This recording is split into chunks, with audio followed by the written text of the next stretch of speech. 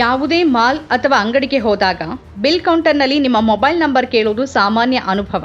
ಹಾಗೆ ಕೇಳಿದ ತಕ್ಷಣ ನಾವು ನಮ್ಮ ಫೋನ್ ನಂಬರನ್ನು ಜೋರಾಗಿ ಹೇಳ್ಬಿಡ್ತೀವಿ. ಆದರೆ ಹೀಗೆ ಸಾರ್ವಜನಿಕ ಸ್ಥಳದಲ್ಲಿ ನಿಮ್ಮ ವೈಯಕ್ತಿಕ ಸಂಖ್ಯೆಯನ್ನು ಹೇಳೋದು ಎಷ್ಟು ಸುರಕ್ಷಿತ? ನಿಮ್ಮ ಸಂಖ್ಯೆ ಯಾರ ಕೈ ಸೇರಬಹುದು ಮತ್ತು ಅದರಿಂದ ಏನೆಲ್ಲ ಸಮಸ್ಯೆಗಳು ಎದುರಾಗಬಹುದು ಅಂತ ಎಂದಾದ್ರೂ ಯೋಚನೆ ಮಾಡಿದ್ದೀರಾ? ಇನ್ನು ಮುಂದೆ ಹೀಗೆ ಅಂಗಡಿಯವರು ನಿಮ್ಮ ಮೊಬೈಲ್ ಸಂಖ್ಯೆ ಕೇಳೋದು ಅಪರಾಧ ಆಗಬಹುದು ಅಂತ ನಿಮ್ಗೆ ತಿಳಿದಿದೆಯಾ? ಹಾಗಾದ್ರೆ ಈ ಹೊಸ ಕಾನೂನು ಏನ್ ಹೇಳತ್ತೆ ಮತ್ತು ಅದರಿಂದ ನಮ್ಮ ವೈಯಕ್ತಿಕ ಮಾಹಿತಿ ನಿಜವಾಗಿಯೂ ಸುರಕ್ಷಿತವಾಗಿರತ್ತಾ? ಈಗ ಯಾವುದೇ ಮಾರ್ಟ್ಗೆ ಹೋದ್ರೆ ಅಥವಾ ಮಾಲ್ಗಳಲ್ಲಿನ ಅಂಗಡಿಗಳಲ್ಲಿನ ಬಿಲ್ ಕೌಂಟರ್ನಲ್ಲಿ ಸಾಮಾನ್ಯವಾಗಿ ಮೊಬೈಲ್ ನಂಬರ್ ಕೇಳಲಾಗುತ್ತೆ. ಬರೀ ಅಂಗಡಿಗಳಲ್ಲ, ಯಾವುದೇ ಶೋರೂಮ್ ಅಥವಾ ಎಲ್ಲೇ ಹೋದ್ರೂ ಮೊಬೈಲ್ ನಂಬರ್ ಕೇಳೋದು ಸಾಮಾನ್ಯವಾಗ್ಬಿಟ್ಟಿದೆ.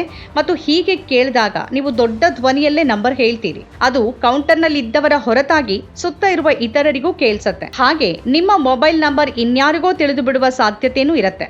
ಆದರೆ ಹೀಗೆ ಮೊಬೈಲ್ ನಂಬರ್ ಕೇಳೋದು ಇನ್ಮುಂದೆ ಅಪರಾಧ ಆಗ್ಬೋದು. Digital personal data protection act 2023ರಲ್ಲಿ ಕೆಲವು ನಿಬಂಧನೆಗಳಿವೆ. ಅದರ ಪ್ರಕಾರ ಈಗ ಚಿಲ್ಲರೆ ವ್ಯಾಪಾರಿಗಳು ನಿಮ್ಮ ಮೊಬೈಲ್ ನಂಬರ್ ಕೇಳುವ ಅವಕಾಶ ಇಲ್ಲ. ಅದು ಡೇಟಾ ಬಯಲಾಗೋದಕ್ಕೆ ಕಾರಣ ಆಗತ್ತೆ ಅನ್ನೋದಕ್ಕಾಗಿ ಈ ನಿರ್ಬಂಧವನ್ನ ತರಲಾಗ್ತಿದೆ.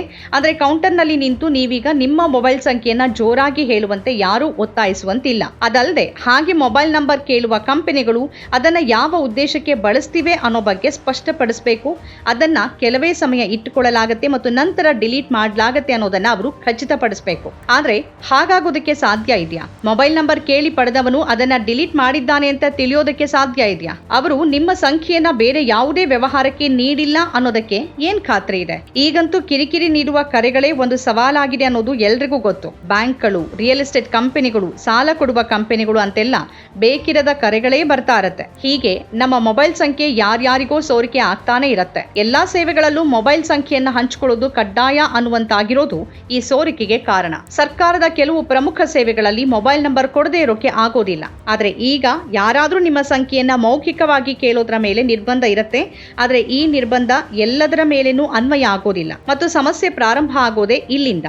OTP ಅನಿವಾರ್ಯವಾಗುವ ಕೆಲವು ಸೇವೆಗಳಲ್ಲಿ ಮೊಬೈಲ್ ಸಂಖ್ಯೆ ನೀಡದೇ ಇರೋಕೆ ಸಾಧ್ಯ ಆಗೋದಿಲ್ಲ. ಹಾಗಿರುವಾಗ ಯಾರಾದ್ರೂ OTP ನೀಡುವ ಹೆಸರಲ್ಲಿ ಮೊಬೈಲ್ ಸಂಖ್ಯೆ ಕೇಳಿದ್ರೆ ಅಲ್ಲಿ ಈ ಹೊಸ ನಿಯಮ ಅನ್ವಯಿಸತ್ತಾ ಅಥವಾ ಇಲ್ವಾ?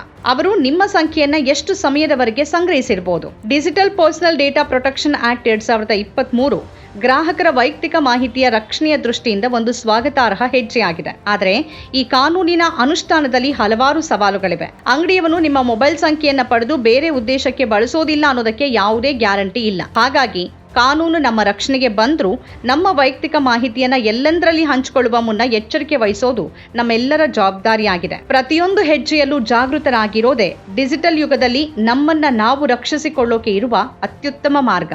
ನಮ್ಮ ಕಾರ್ಯಕ್ರಮಗಳನ್ನ ನೀವು ನೋಡ್ತಾ ಇದ್ರೆ ನಮ್ಮ ಚಾನೆಲ್ ಅನ್ನ ಸಬ್ಸ್ಕ್ರೈಬ್ ಮಾಡಿ, ಪಕ್ಕದ ಬೆಲ್ ಐಕಾನ್ ಒತ್ತಿ ನಮ್ಮನ್ನ ಬೆಂಬಲಿಸಿ.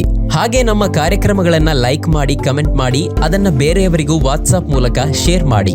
ನೀವು ಹೀಗೆ ಮಾಡಿದಾಗ ನಮ್ಮ ಚಾನೆಲ್ ಇನ್ನಷ್ಟು ಮತ್ತಷ್ಟು ಜನರಿಗೆ ತಲುಪಲು ನೀವು ನಮ್ಮೊಂದಿಗೆ ಸಹಕರಿಸಿದ ಹಾಗಾಗುತ್ತೆ. ಇದು ನೀವು ಯಾವುದೇ ಖರ್ಚಿಲ್ಲದೆ ಕೆಲವೇ ಸೆಕೆಂಡುಗಳಲ್ಲಿ ನೀಡಬಹುದಾದ ಸಹಕಾರ. ಧನ್ಯವಾದಗಳು.